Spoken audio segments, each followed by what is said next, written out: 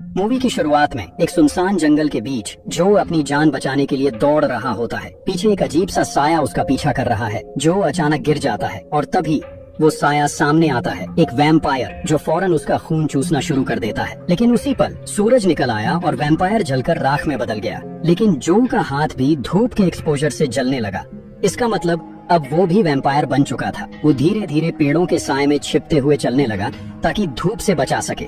आगे जाकर उसने एक लकड़ियों का ढेर देखा जहाँ से उसने एक कंबल लिया और अपने आप को ढक लिया। फिर वो दौड़कर एक पास के शेड में घुस गया। वहाँ उसने उल्टी कर दी और आखिर में वो भी एक वैम्पायर में बदल गया। सीन शिफ्ट होता है। स्टैन अपने प्यारे घर में नींद से जागता है और अपने माँ बाप के साथ नाश्ता करता है। अचानक घर का माहौल बदल जाता है। उसकी माँ अचानक बीमार लगने लगती है। फिर उसके पिता इस सदमे में एक बंदूक उठाते हैं और अपने ही बेटे के सामने अपनी जान ले लेते हैं। इसी पल स्टैन की आंखें खुल जाती हैं। पता चलता है कि ये सब एक सपना था। हकीकत में उसका घर एक अच्छी हालत में नहीं है। उसके माँ बाप मर चुके हैं और वो अपने दादाजी एलिस के साथ रहता है। एलिस एक फौजी रह चुका है और वो काफी सख्त है जो हमेशा उस पर चिल्लाते रहते हैं। एलिस को हर वक्त ये उम्मीद होती है कि स्टैन उसे सर कहकर बुलाए। अगर कभी स्टैन उसकी बात को इग्नोर करने की कोशिश करता है तो एलिस उसे धमकी देने लगते हैं और उसे नीचा दिखाने की कोशिश करते हैं, कहते हुए कि जब तक तुम इस घर पर हो यहाँ मेरी बात तुम्हें माननी होगी। और इसके बाद स्टैन गुस्से में स्कूल के लिए निकलता है। ये दिखाया जाता है कि जो शेड है वो एलिस के घर का ही एक हिस्सा है। स्टैन अपनी साइकिल पर स्कूल जा रहा होता है। तभी उसके स्कूल के गुंडे लड़के जो हमेशा उसे तंग करते रहते हैं अपनी गाड़ी तेज चलाते हुए उसके पास से गुजरते हैं ताकि उसका बैलेंस बिगाड़ दें। स्टैन अपना बैलेंस संभाल लेता है लेकिन उस चक्कर में वो एक पुलिस कार से टकरा जाता है। शेरिफ डॉर्नी एक समझदार अधिकारी है जो हमेशा स्टैन को एक अच्छा लड़का मानती है और उसकी साइड लेती है। लेकिन डिप्टी हमेशा गुस्से में रहता है। वो स्टैन को याद दिलाता है कि उसकी 18वीं बर्थडे आने वाली है। इसका मतलब है कि अब उसकी गलतियां माफ नहीं होंगी। अगर उसने कुछ गलत किया तो उसे सीधे गिरफ्तार कर लिया जाएगा। स्कूल के अंदर स्टैन का सबसे अच्छा दोस्त डॉमर सुनता है कि गैंग उसके बारे में बुरा भला बोल रहा है जिससे उसे गुस्सा आ जाता है। डॉमर गुस्से में आकर उनकी इंसल्ट कर देता है जिससे मार्बल पिट और एजी भी भड़क जाते हैं। थोड़ी देर में सब एक दूसरे को धक्का देने लगते हैं। तभी रॉक्सी और स्टैन डॉमर की मदद करने के लिए वहाँ पहुँचते हैं। स्टैन लड़ाई शुरू करने ही वाला होता है लेकिन तभी एक टीचर आकर सबको रोक लेता है और सख्त आवाज में उन्हें उनकी क्लास में जाने के लिए कहता है। क्लास के बाद डॉमर गुस्से में बोलता है कि वो अब इन सब से तंग आ चुका है और एक दिन वो गैंग के सभी लोगों को मार डालेगा। वो रॉक्सी के खिलाफ भी बात करता है जो पहले उनके साथ थी लेकिन अब वो पॉपुलर बच्चों के साथ टाइम स्पेंड करना पसंद करती है। फिर भी स्टैन अपने क्रश को छोड़ नहीं पाता, उसके बारे में सोचता रहता है। बाद में स्टैन घर पर छुपकर अपने माँ बाप की तस्वीरें देख रहा होता है लेकिन तभी एलिस उसे घास काटने के लिए चिल्लाते हुए बुलाता है। जब स्टैन बाहर जाता है तो देखता है कि कुत्ता शेड की तरफ भौंक रहा है लेकिन स्टैन उसकी वार्निंग नहीं समझता और शेड में घुस जाता है। घास काटने की मशीन ढूंढते ढूंढते उसे टेबल पर कुछ दांत मिलते हैं। उसी पल वैम्पायर बाहर आता है और उस पर हमला करने की कोशिश करता है जिससे स्टैन गलती से खिड़की खोल देता है। जलती हुई धूप वैम्पायर को पीछे रोक देती है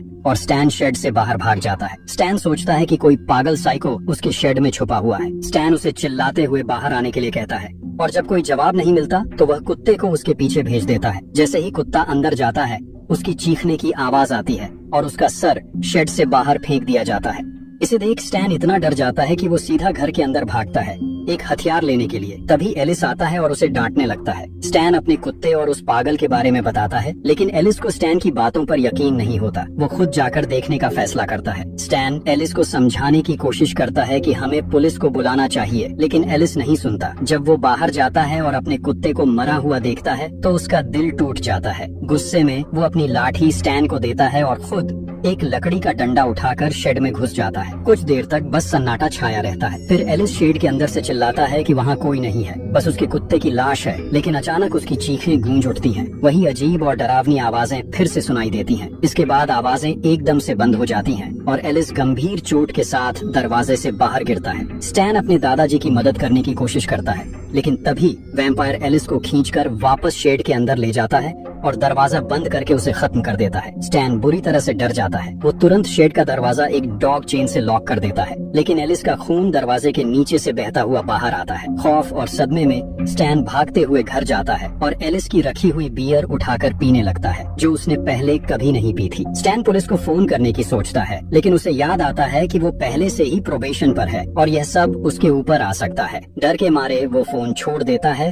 और तय करता है कि पहले शेड को अच्छे से सील करेगा। ताकि वैम्पायर वहाँ से भाग न सके और किसी और को नुकसान न पहुँचा पाए। उस रात अचानक स्टैन के बेडरूम का दरवाजा कोई खोलने की कोशिश करता है। उसे लगता है कि शायद एलिस है, लेकिन जब वो बाहर आता है तो कॉरिडोर में कोई नहीं होता। पावर भी चली गई होती है और एक अजीब सी गुनगुनाहट में उसे एलिस की आवाज सुनाई देती है। वो एलिस के कमरे में जाकर चेक करता है, लेकिन तभी पीछे से एलिस जोर से उसका नाम चिल्लाता है। स्टैन पलटकर देखता है, लेकिन वहाँ कोई नहीं होता। अब ये आवाजें नीचे से आने लगती हैं। स्टैन डरते हुए शेड तक जाता है, जहाँ एक अजीब सी रोशनी चमक रही होती है। अब आवाज और गहरी और डरावनी हो जाती है। एलिस की आवाज कहती है, स्टैन, तू चाहता था मैं मर जाऊं। और उसी वक्त स्टैन एकदम से अपने कमरे में जाग जाता है। पता चलता है कि ये सिर्फ एक सपना था। अगली सुबह स्कूल में रॉक्सी स्टैन से बात करने की कोशिश करती है, लेकिन उसी वक्त मार्बल बीच में आकर अपने होमवर्क में मदद मांगता है। रॉक्सी को पता है कि उसका मार्बल के साथ रहना स्टैन को पसंद नहीं है, क्योंकि मार्बल का बिहेवियर काफी टॉक्सिक है। लेकिन रॉक्सी सिर्फ इसलिए मार्बल के साथ है ताकि अपना आखिरी साल बिना बुली हुए निकाल सके।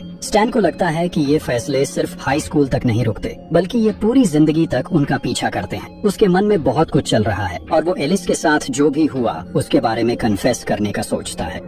स्टैन फिर अपनी बात पूरी करने ही वाला होता है कि तभी डॉमर बीच में आ जाता है, जो स्टैन को इरिटेट कर देता है। गुस्से में स्टैन वहाँ से अकेला चला जाता है। स्कूल से निकलते वक्त गैंग फिर से डॉमर का मजाक उड़ाता है। इस बार डॉमर गुस्से में उन्हें 2 उंगलियां दिखा देता है। इससे वो और भी ज्यादा गुस्से में आ जाते हैं और उसका पीछा करते हैं। घर पर स्टैन देखता है कि शेड का दरवाजा हिल रहा है। वो जल्दी से एक बैट उठाता है और धीरे धीरे शेड के करीब जाता है। अचानक वैम्पायर शेड का दरवाजा तोड़ देता है और स्टैन का गला पकड़ लेता है, जिससे स्टैन को उसका डरावना चेहरा दिखता है। तभी सूरज की रोशनी से वैम्पायर के हाथ जलने लगते हैं, जिससे स्टैन को अपने आप को छुड़ाना आसान हो जाता है और वैम्पायर फिर चला जाता है। इसी दौरान डॉमर वहाँ आ जाता है, खून से लथपथ, और गुस्से में स्टैन से चिल्लाते हुए कहता है, तूने मुझे अकेला क्यों छोड़ दिया? स्टैन उसे समझाता है कि एलिस और उसका कुत्ता मर चुके हैं और शेड में एक मॉन्स्टर है। डॉमर उस पर यकीन नहीं करता, तो स्टैन कहता है कि वो खुद ही जाकर देख ले, लेकिन पहले वो कुछ चीजें उठाता है ताकि दरवाजे के छेद को बंद कर सके। अचानक डॉमर अपना नाम सुनने लगता है और जब वो करीब जाता है तो एक वैम्पायर दरवाजे पर दिखाई देता है। स्टैन तुरंत उस छेद को बंद करने के लिए भागता है और डॉमर उससे कील लगाने में मदद करता है। उसके बाद डॉमर एक्साइटेड हो जाता है, क्योंकि उसे लगता है कि वो मॉन्स्टर का इस्तेमाल गैंग को मारने के लिए कर सकते हैं। लेकिन स्टैन को लगता है कि यह कुछ ज्यादा हो रहा है। वो किसी भी कत्ल का हिस्सा नहीं बनना चाहता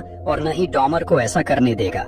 स्टैन डॉमर को वादा करने के लिए कहता है कि वो इस बारे में किसी को नहीं बताएगा और न ही ऐसा कुछ करेगा। डॉमर मान जाता है। रात के समय स्टैन एक चाकू लेकर अपने बिस्तर पर लेटा होता है और एक पुरानी वैम्पायर मूवी देख रहा होता है, ताकि उनकी कमजोरियों के बारे में जान सके। उस मूवी में बताया जाता है कि वैम्पायर्स को सूरज की रोशनी से जलाकर या दिल को स्टैब करके या उनका सिर काटकर मारा जा सकता है। तभी रॉक्सी, जो दीवार पर लगे एक नोटी पोस्टर से निकलकर स्टैन के पास आती है और उसके साथ इंटीमेट होने लगती है। लेकिन अचानक वो रॉक्सी एक भयानक वैम्पायर में बदल जाती है और स्टैन को काट लेती है। स्टैन घबरा कर उठ जाता है। ये एक नाइटमेयर था। परेशान होकर स्टैन गुस्से में पोस्टर को फाड़ देता है। फिर स्टैन शेड के ऊपर चढ़ जाता है और छत में ड्रिलिंग मशीन की मदद से छेद करने लगता है, ताकि सूरज की रोशनी शेड के अंदर पहुंच सके और वैम्पायर को मार सके। लेकिन शेड के कोने में अब भी काफी छांव थी, जहां वैम्पायर आराम से छिपा हुआ था। उसी समय शेरिफ डॉर्नी स्टैन से मिलने आती है और एलिस के बारे में पूछताछ करती है। स्टैन कह देता है कि एलिस घर पर नहीं है, लेकिन डॉर्नी को शक होता है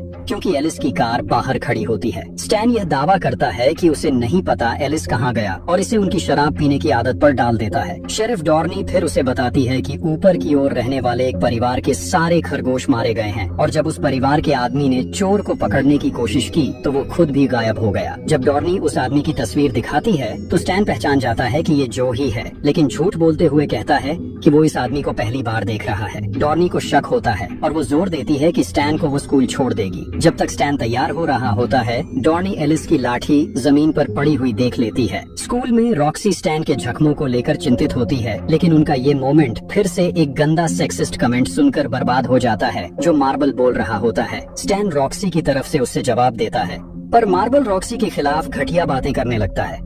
ये सुनकर स्टैन को गुस्सा आ जाता है और वो मार्बल को जोर से मुक्के मारने लगता है। उसे जमीन पर गिराकर बार बार उसके चेहरे पर मुक्के मारने लगता है। तभी एक टीचर आके उसे रोकता है। टीचर स्टैन से कहता है कि वो एलिस से बात करना चाहता है। वो अनाउंस करते हैं कि एलिस के साथ एक मीटिंग ऑर्गेनाइज की जा रही है, लेकिन जब एलिस ने फोन नहीं उठाया तो डॉर्नी को उसे लाने के लिए भेज दिया गया। ये सुनकर स्टैन के होश उड़ जाते हैं। उसे डर लगता है कि शेरिफ की जान खतरे में है। बिना समय गवाए स्टैन स्कूल से भाग निकलता है और इस दौरान उसे पता नहीं होता कि मार्बल उसका पीछा पीछा कर रहा है। एलिस के घर पर डॉर्नी दरवाजे की घंटी बजाती है, लेकिन कोई जवाब नहीं मिलता। अचानक उसे शेड के अंदर से अजीब आवाजें सुनाई देती हैं। डॉर्नी को ऐसा महसूस होता है कि कुछ जोर से शेड के दरवाजे से टकराया है और फिर उसे एलिस की आवाज सुनाई देती है, जैसे वो मदद मांग रहा हो। घबराई हुई डॉर्नी जल्दी से ताला तोड़ने के लिए गोली चलाती है, लेकिन दरवाजा खोलने से ठीक पहले स्टैन वहाँ पहुँच जाता है। डॉर्नी अपनी गन उस पर तान देती है और स्टैन उसे समझाने की कोशिश करता है कि शेड में एलिस नहीं बल्कि जो है, जो अब एक वैम्पायर बन चुका है। लेकिन डॉर्नी स्टैन की बातों को नजरअंदाज करती है और एलिस को बचाने के लिए शेड का दरवाजा खोल देती है।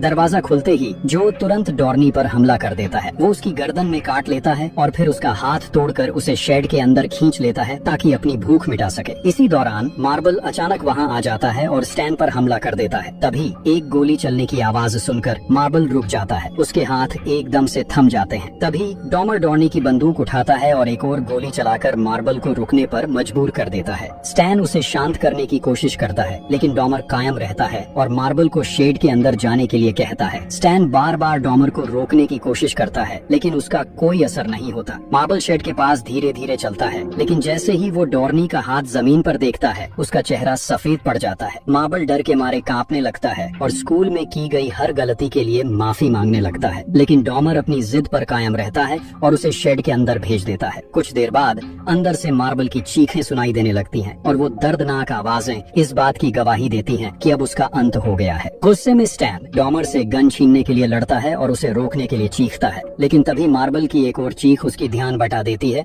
और डॉमर इस मौके का फायदा उठाकर स्टैन पर हमला करता है, जिससे स्टैन बेहोश हो जाता है। कुछ देर बाद रॉक्सी स्टैन को उठाती है, लेकिन डॉमर वहाँ से गायब हो चुका होता है और शेड का दरवाजा खुला हुआ मिलता है। रॉक्सी घबराई हुई नजरों से जमीन पर पड़े हाथ को देखती है। स्टैन धीरे धीरे शेड के अंदर जाता है, यह देखने के लिए कि क्या हो रहा है। अंदर उसे मार्बल के ब्रास नकल्स जमीन पर पड़े मिलते हैं और अंधेरे के कोने में मार्बल का शरीर दिखाई देता है। जैसे ही स्टैन मार्बल की लाश के पास जाता है, वो गिर जाती है और पीछे से डॉमर एक वैम्पायर के रूप में प्रकट होता है। डॉमर बताता है कि जो अभी जा चुका है, लेकिन वह जल्द ही वापस आएगा। वो धीरे धीरे स्टैन की तरफ बढ़ता है। उसे इस बात की परवाह नहीं होती कि धूप की रोशनी उसके शरीर को जला रही है। उसी वक्त रॉक्सी की नजर डॉमर पर पड़ती है और वो जोर से चीखने लगती है। इस डिस्ट्रैक्शन का फायदा उठाकर डॉमर स्टैन पर हमला करने की कोशिश करता है, लेकिन स्टैन तुरंत पास पड़ी एक लकड़ी उठाकर उसे मार देता है। इसके बाद स्टैन जल्दी से शेड का दरवाजा बंद करता है और घबराई हुई रॉक्सी को गले लगाता है। लेकिन उनका डर अभी खत्म नहीं होता, क्योंकि अचानक डॉमर शेड से बाहर निकल आता है। डॉमर माफी मांगता है, लेकिन तब तक धूप उसके शरीर को जलाने लगती है। स्टैन उसे बचाने के लिए एक शीट लेकर आता है, पर तब तक बहुत देर हो चुकी होती है। फिर स्टैन सब कुछ रॉक्सी को बता देता है और वो दोनों रात के लिए तैयारी करने लगते हैं। स्टैन और रॉक्सी ने डॉमर की डेड बॉडी को शेड में रखा और खुद घर के अंदर जाकर हर खिड़की और दरवाजा सील कर दिया। फायरप्लेस में आग जलाकर उन्होंने कुछ लकड़ियों से स्टेक्स बनाए और घर में जितनी छुरियां मिल सकती थी सब इकट्ठा कर ली। स्टैन अपने आप को इस सब के लिए जिम्मेदार मानता है, लेकिन रॉक्सी उसे दिलासा देती है।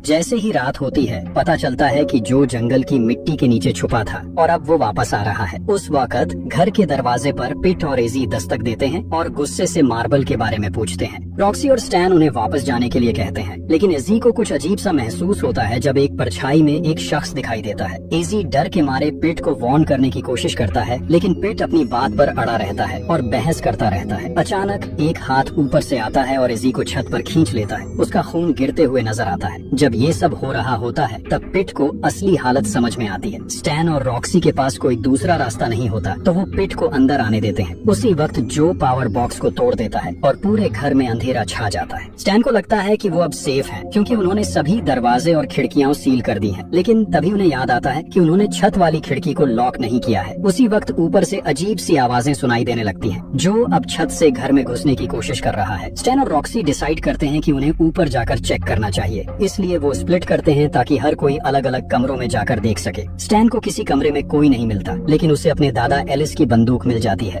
दूसरी तरफ रॉक्सी बहुत घबराते हुए स्टैन के बेड के नीचे चेक करती है, लेकिन वहाँ भी कुछ नहीं मिलता। इसी बीच पिट एक खुली हुई खिड़की देखता है और उसे बंद करने के लिए आगे बढ़ता है, बिना ये देखे कि फर्श पर टूटे हुए शीशे हैं। जब वो मुड़ता है तो एक वैम्पायर बन चुका एजी उस पर अटैक करता है। उसी वक्त रॉक्सी पर हमला होता है और उसे उठा के एटिक में ले जाया जाता है। स्टैन रॉक्सी की चीख सुनकर उसे बचाने के लिए भागता है, लेकिन उसका रास्ता एजी और पिट रोक लेते हैं। डर से स्टैन एक कमरे में दौड़कर जाता है और एक चेयर से दरवाजा लॉक कर देता है ताकि बुलेट्स ढूंढ सके, जबकि पिट एक एक्स से दरवाजा तोड़ने की कोशिश करता रहता है। जैसे ही स्टैन गन को लॉड करता है, वो गन को पिट के मुंह में डालकर गोली चला देता है और एक साथ दोनों वैम्पायर्स को खत्म कर देता है। एटिक में रॉक्सी पर जो अटैक करने ही वाला होता है, लेकिन उसी वक्त स्टैन वहां आ जाता है और उसे इंटरप्ट करता है। स्टैन गोली चलाता है और पहली गोली जो के हाथ को चोट पहुंचाती है, लेकिन जो इतना फास्ट होता है कि वो जल्दी से गन छीन लेता है और स्टैन को दूसरी गोली चलाने का मौका नहीं मिलता। जो का इरादा अब रॉक्सी पर अटैक करने का होता है, लेकिन उसी वक्त स्टैन चिल्लाता है और वो छुरी फेंकता है। जो उससे बच जाता है, लेकिन छुरी गलती से